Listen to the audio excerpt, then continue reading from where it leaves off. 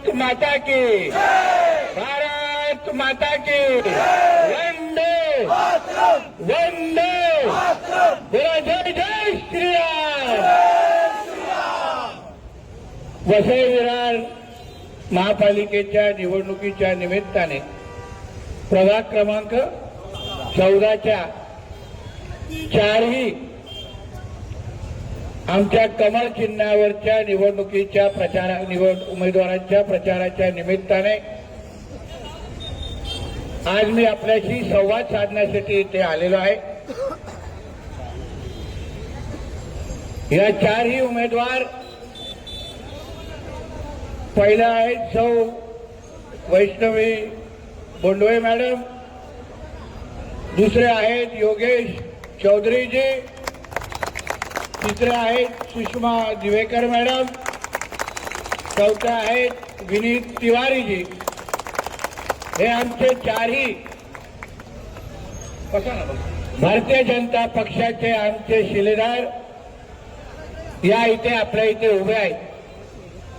आताच आमचे लोकप्रिय आमदार राजन नाईकजीने या पूर्ण परिसराची परिस्थिती आणि वस्तुस्थिती आपल्या समोर मांडली।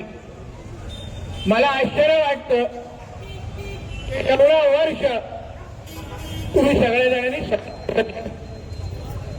म्हणजे सगळ्या गोष्टी आता इथे आमचे कोकणातले लोक पण आहेत की नाही? जरा हात वरती करा। मेजॉरिटी आहे बघा, आपली बघा मेजॉरिटी आहे। आणि प्रत्येकाने आपल्या गावाचं घर कसं आहे हो, नीट आहे की नाही? पाणी आहे, रस्ते आहे, सगळं व्यवस्थित आहे। पण आपल्या इथे आल्यानंतर खरं म्हणलं तर हे बघून ते नीट झालं पाहिजे, पण ते बघून आता हे नीट करण्याची वेळ आलेली आहे। आणि म्हणून आपल्याला सांगतो बघा, एक लोकप्रतिनिधी, चांगला लोकप्रतिनिधी, काम करणारा लोकप्रतिनिधी, ताकद असणारा लोकप्रतिनिधी तुम्ही निवडलात तर कामं आपली लवकर होतात, कामं होण्यामध्ये अडचण होत नाहीत। बाकी कुठली दादागिरी आणि ह्या सगळ्या गोष्टी करण्याची गरज भासत नाही। जसं कोकणामध्ये सिंधुदुर्ग रत्नागिरीचे खासदार म्हणून तुम्ही सन्मान्य राणे साहेबांना निवडून दिलात, सिंधुदुर्गामध्ये मला आणि आमच्या निलेश राणेजींना निवडून दिलात, इथे खासदार म्हणून आमच्या सावराजींना निवडून दिलात, आमदार म्हणून राजन नाईकजींना निवडून दिलात। म्हणजे एक आदर्श लोकप्रतिनिधींना तुम्ही मतदान करून तुमचे प्रश्न किती लवकर सुटू शकतात याचं उत्तम उदाहरण ही सगळी नावं म्हणून तुमच्या समोर घेतलेली आहे। आणि म्हणून येणारी 15 तारीख तुम्ही कुठलाही डोक्यात विचार न करता, इतके वर्ष तुम्ही जे काही सहन केलं, मी तुम्हाला विश्वास देतो 15 तारखेला कमळ बटनच्या समोर मतदान करा। परत 5 वर्ष ह्या कुठल्याच गोष्टी सहन करायला लागणार नाही, हा शब्द तुम्हाला इथे घेऊन जातो। कुठल्याच गोष्टी अवघड नाही बांधवान, रस्ते, पाणी, वीज, महापालिकेमध्ये सत्ता का हवी असते? नागरिक म्हणून तुम्ही 15 तारखेला जेव्हा मतदान कराल तेव्हा 18 प्रकारच्या नागरी सुविधा तुम्हाला सगळ्यांना भेटल्या पाहिजे, जो तुमचा मूलभूत अधिकार आहे, यासाठी तुम्ही मतदान करत असता। पण तरीही आरोग्याची व्यवस्था, मच्छी मार्केटमध्ये हॉस्पिटल, हे आश्चर्य हो, म्हणजे मच्छी खायची की औषधं खायची हा मोठा प्रश्न आहे। सांगा तुम्ही, हे कुठले प्रकार आहे? हे कुठे बघितलेलं आहे? म्हणून या सगळ्या गोष्टीचा विचार करून हे माझे चारही उमेदवार हे हिंदुत्वादी विचाराचे उमेदवार आहेत, भगवादारी उमेदवार आहेत। आणि म्हणून येणाऱ्या 15 तारखेला तुम्ही फक्त ह्यांना मतदारारूपी आशीर्वाद द्या। आम्ही तुम्हाला विश्वास देतो, या पूर्ण भागाचा कायापालट करून आम्ही तुम्हाला काही तुम्हाला मागे बघण्याची गरज भासणार नाही। शेवटी देशात भारतीय जनता पक्षाची सत्ता आहे, राज्यात भारतीय जनता पक्षाचे मुख्यमंत्री आहेत। तुम्हाला कुठलंही काम करून घ्यायचं असेल तर भारतीय जनता पक्ष आणि महायुतीच्या शिवाय दुसरा पर्याय नाही, हे हक्काने तुम्हाला मी सांगायला आलेलो आहे। आणि म्हणून हे बाकीचे लोक येतील तर सांगितलं बाबा तुमच्या हातात अधिकार काय ते सांगा, तुम्ही आमच्यासाठी काय करू शकता आणि एवढे वर्ष तुम्ही काय दिवे लावले हे तरी आम्हाला सांगा. तुम्हाला मतदान करत होतो ना आम्ही, तरी आपल्याला दरवर्षी आपल्या सिटीला मतदान करायचं, सिटीला मतदान करायचं आणि त्यांचं मतदान करायचं आणि आवाज आपल्याकडून काढतात ते लोक.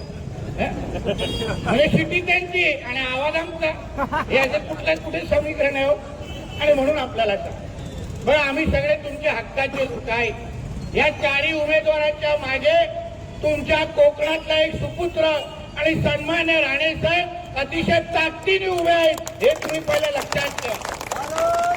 माझ्या इकडे हिंदू समाजाला मी विश्वास देतो, तुम्ही माझ्या चारही उमेदवार, तुम्ही फक्त मतदानारूपी आशीर्वाद द्या. सिर्फ इनको सबको सब आशीर्वाद दीजिए. मैं आपको विश्वास देता हूं, आपके हर चीज के ख्याल रखने की जिम्मेदारी ये हमारी सबकी होगी, ये विश्वास मैं आपको बता रहा हूं. कुठल्याही गोष्टी मागायची गरज भासणार नाही. आपण जेव्हा आपल्या विचाराचे, हिंदुत्वाचे विचाराचे लोकप्रतिनिधी आहेत ते निवडून देऊ, जय श्रीराम म्हणणारे जेव्हा लोकप्रतिनिधी निवडून देऊ, तुम्ही विचार करा, अन्य कुठलाही पक्ष अगर इथे आला तर तुमचे हे रस्ते पण ते लोक मोकळे ठेवणार नाही. शुक्रवारी जेव्हा असं एका जागीकडे गॅस सिलेंडर उभं करतात, तसं या रस्त्यावर पण गॅस सिलेंडर वरती करून नमाज पठण करायला चालू करतात. मग काही करू शकणार नाही, तुम्ही काहीच करू शकणार. या भागामध्ये तुम्हाला सुरक्षित राहायचं असेल तर भारतीय जनता पक्षाशिवाय दुसरा पर्याय नाही, हाही तुम्ही लक्षात ठेवा. आम्हाला आलेला कार्य करायला चांगल्या पद्धतीने माहिती आहे आणि कोण अंगावर आलं तर त्याला शिंगावर घ्यायला पण आम्हाला चांगल्या पद्धतीने माहिती आहे, हे तुम्ही लक्षात ठेवा.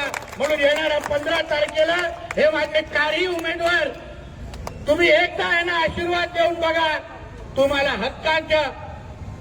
हक्काचे लोकप्रतिनिधी कसे असतात, जसे आमचे राजन नाईकजी तुमची सेवा करतायत, तशीच सेवा हे चारही लोक तुम्हाला त्याच ताकदीने करतील, हा विश्वास तुम्हाला मी आजच्या निमित्ताने देतो. तरीही पण तसंही 15 तारखेला आमचा आय लव्ह महादेववाला महापौर वसई विरारला बसणारच आहे, त्याची चिंता करू नका.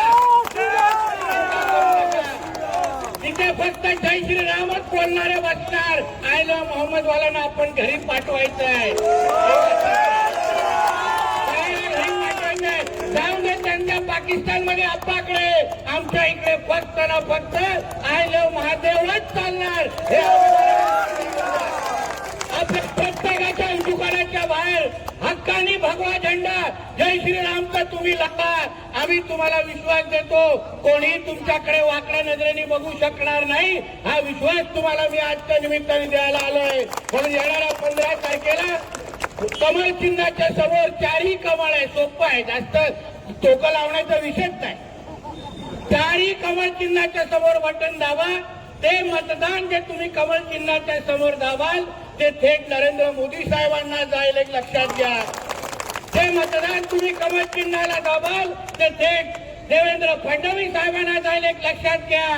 ते मतदान जे तुम्ही दाबाल ते थेट नारायण राणे साहेबांना जाईल, एक लक्षात घ्या. हे म्हणून कमलच्या समोर बटन दाबणं म्हणजे विकास आणि सुरक्षेसाठी मतदान करणं, एवढं लक्षात घ्या. आणि भरघोस मतांनी माझ्या ह्या चारही शिलेदारांना, हिंदुत्वादी शिलेदारांना आशीर्वाद द्या, एवढंच या निमित्ताने सांगतो. इथेच थांबतो.